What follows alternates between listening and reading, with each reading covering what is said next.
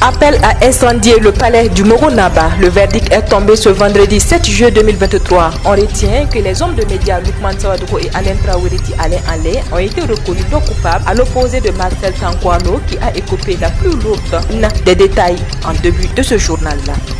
Les coûts des frais de scolarité sont élevés au Burkina Faso. C'est l'avis du réseau national des consommateurs du Faso, RANCOF, qui a tenu un panel hier jeudi 6 juillet 2023. Mesdames et messieurs, voilà ce qui constitue la une de l'actualité de ce vendredi sur la première web radio du Burkina. Bonjour, bienvenue.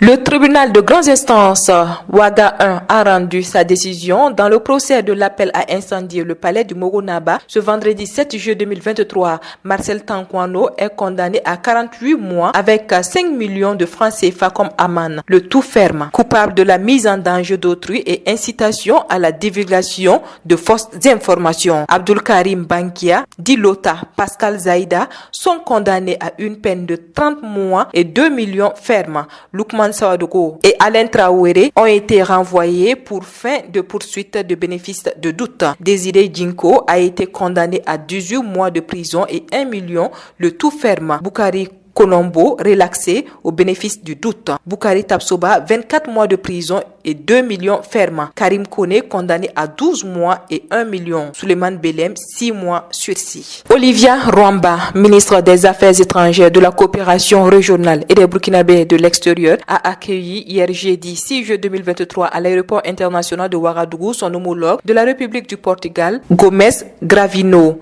Le diplomate portugais a indiqué que sa visite se veut un cadre pour identifier les mécanismes de coopération à mettre en place pour l'intérêt du Burkina Faso et de la République du Portugal. Il s'agit aussi de trouver des voies pour accompagner le Burkina Faso dans la lutte contre l'insécurité. Olivia Rwamba a salué la visite de son homologue. Elle a signifié que cette rencontre va permettre aux deux parties de parvenir à des conclusions de recommandations gagnant-gagnant. La République du Portugal pourra cerner tous les aspects en lien avec le contexte du Burkina Faso, dit-elle. L'agenda séjour du diplomate portugais prévoit une rencontre avec le président du Faso et une séance de travail avec les membres du gouvernement burkinabé. Je vous le disais en titre, le réseau national des consommateurs du Faso, RANCOF, a tenu un panel sous le thème droit à l'éducation au Burkina Faso, réalité ou relativité, le jeudi 6 juillet 2023 à Ouagadougou. Contrôler les frais de scolarité, plafonner les frais de scolarité, tels sont entre autres les objectifs visés par le réseau national des consommateurs du Faso, RANCOF, à travers ce panel tenu dans la soirée du jeudi 6 juillet 2023. Souleymane Badiel,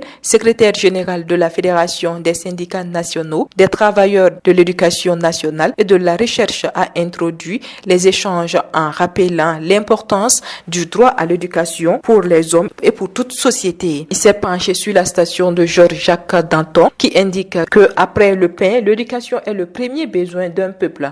Pour lui, les pays doivent assurer l'égalité d'accès pour tous à une éducation et un apprentissage de qualité inclusif, équitable. L'égalité entre le sexe doit être prise en compte pour ce qui concerne l'éducation. Le président du comité d'organisation, Abdul Fattah Bagagné, affirme qu'à l'issue de ce panel, c'est avoir des recommandations très fortes sur le plafonnement des frais de scolarité, la suppression des frais APE dans le privé et le contrôle réel de l'État dans le système éducatif, travailler à fermer les écoles boutiques, travailler à augmenter le contrôle au sein des établissements, travailler à rendre l'éducation qualitative. Le mouvement des non-alignés a lancé le 5 juillet dernier à Bakou la réunion ministérielle du bureau de coordination sous la présidence du président de la République d'Azerbaïdjan. Le Burkina Faso, présent à cette rencontre, a saisi l'opportunité pour faire un plaidoyer et lancer un appel pressant à plus de solidarité des États membres du mouvement et des partenaires en vue de lui apporter l'accompagnement qui cède au regard des défis multidimensionnels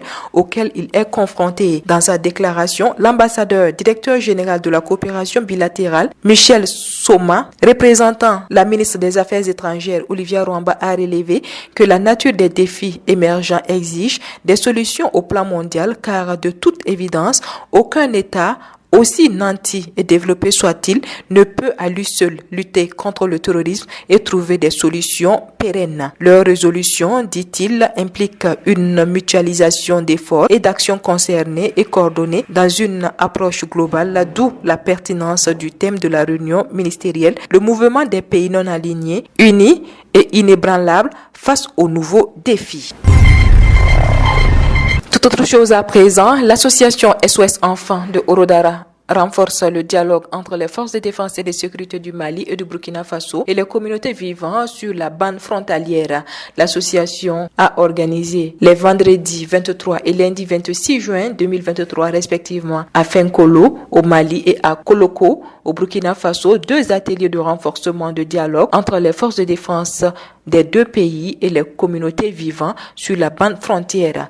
Les 112 heures de la première édition du Salon international de la synergie sûreté, sécurité et défense qui se tenait sous le thème « Quelle contribution du secteur privé dans la sécurisation des États » ont refermé leurs portes le jeudi 6 juin 2023. Courant les 3 jours, plusieurs activités dont les expositions, les conférences et les démonstrations des forces de défense et de sécurité ont constitué les activités phares de l'édition.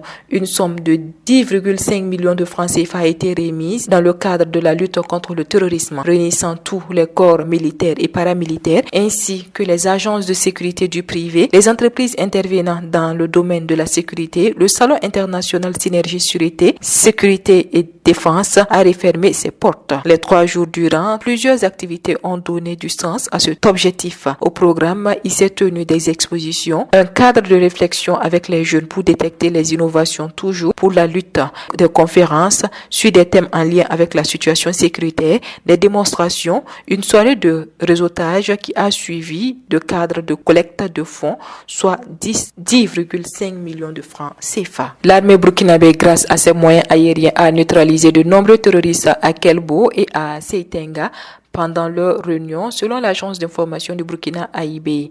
Dans la soirée de mercredi 5 juillet 2023, les services de renseignement burkinabé ont repéré des terroristes dans la zone de Kelbo, dans le Assoum, dans le nord. Les malfaiteurs y tenaient leur réunion dans un hameau abandonné. Tard dans la nuit, les vecteurs aériens ont fait feu sur eux, les neutralisant tous. Plus tôt, au cours de la journée, les limiers du service de renseignement ont détecté vers Seitenga une quarantaine de criminels réfugiés sous les huttes et sous les arbres. Ils ont été liquidés dans les frappes. Plusieurs opérations de ravitaillement au bénéfice des populations de l'Est et du Sénat ont eu lieu avec succès grâce aux forces combattantes qui ont repoussé les attaques contre certains convois. Les opérations se poursuivent à différents niveaux du territoire national pour amener la paix, assurent les sources sécuritaires. Hier 6 juillet 2023, un accident a eu lieu à un passage clandestin sur la ligne du chemin de fer au quartier Tanguène de Ouagadougou.